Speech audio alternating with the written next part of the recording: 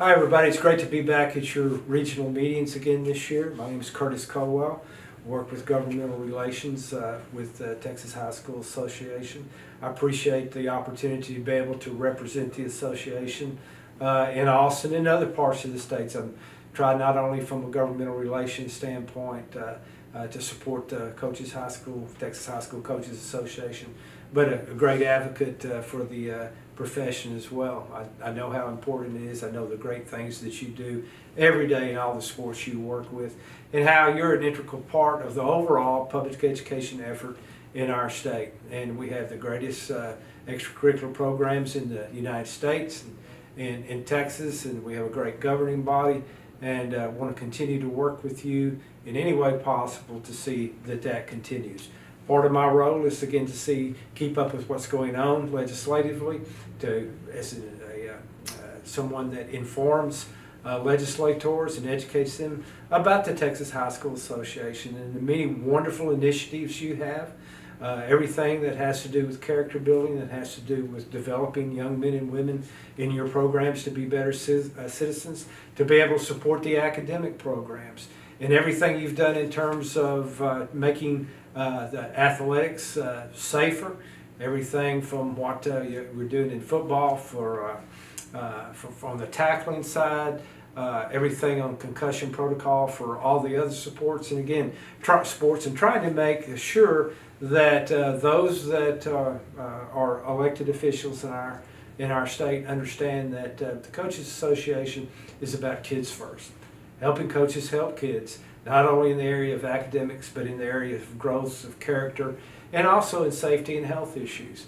And I think that's one of the more important things that we can continue to talk about and educate our communities and our decision makers about all the things that you do besides what they see on the playing field or in the gymnasiums. And I think that is really, really critical, because when legislators and community members become aware of the total overall approach that you have to molding young men and women's lives and the impact on that, then they become better supporters of what you do. And to understand that coaching profession in Texas are educators, certified educators, a cut above, quality people doing quality work with their children and in their community. So I want to talk just a little bit about this past election in November. We had a number of people that were elected that were very pro-public education on both sides of the aisle, either Democrat or Republican.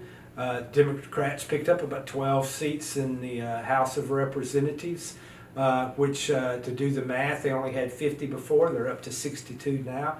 That will either, more than likely, probably result in some more partisanship between the two parties on public education issues. Number of, again, Republican candidates also that ran were very pro-education and very concerned about school finance. That is something that's been studied during the last year of the interim about how to better financially support public schools and how the school finance system can be changed and modified to hopefully bring some more money into the system so that school districts will be able to meet the rapidly rising academic standards that are being set by the state.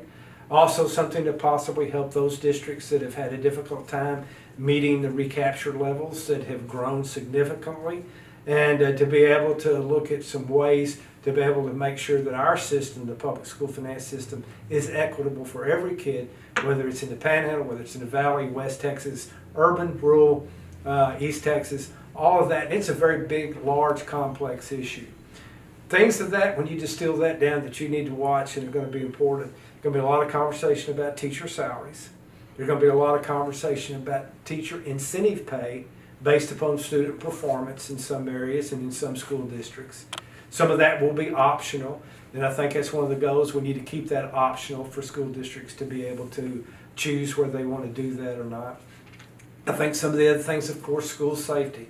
And I've said this over and over, how many times in so many of our schools that beyond you have school resource officers, You may have different type of security, but how many times the principal goes, hey coach, can you be here? Can you help us? Can you be in the commons? Can you be in the cafeteria? Can you be in the halls at this time? Anything that we can support and help safety issues in light of some of the incidents that have happened in Texas and across the United States. So those are going to be conversations that are going to be had about increasing counselor support to be able to provide more support for youngsters that possibly have mental health issues. That will be an ongoing conversation as well. I think it is also incumbent to talk about, to continue to look at ethics and the student and educator relationships. Continues to be an issue that demands a lot of time and attention from our legislators. And many of those cases that have taken place in this last year did not involve coaches, men or women coaches. But still it's an issue, and it's something you should always be aware of and be able to have conversations about. Make sure you as coaching professionals are well aware of the ethics and standards that are required for you. In closing, I want to say that it's going to be a promising time for us in this legislative session, I hope.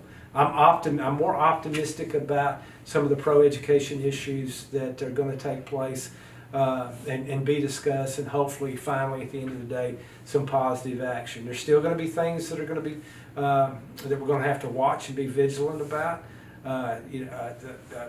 Homeschool participation in UIL activities is something we'll continue to monitor, have conversations about. I don't think there'll be a voucher bill, or if there'll be a voucher bill this session, I don't think it's going anywhere. That is because some of the good work that education groups as well as the Coaches Association have been on top of.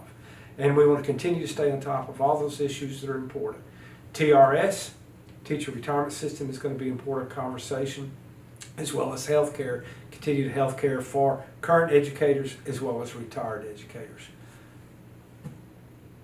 Know, if you don't know, get to know your elected representatives, your House members, your Senate members. Have the opportunity, give them the opportunity to visit your program, to see some of the great work that you are doing every day in their communities. And it is make sure it's a positive encounter. Tell them that you appreciate them. Tell them what some of your issues and concerns are. But most of all, tell them what the Coaches Association is about, what you do every day, who you are, what you stand for, the good work for you do, everything from safety to support to academic support, and looking to make Texas to continue to be a great place to live, a great place to work, and a great place for parents to send their young people to our Texas public schools. Thank you for giving me a few minutes today to talk to you. I hope you have a great rest of the year. Anytime I can be of service to you or talk to any of your groups, please feel free to contact me.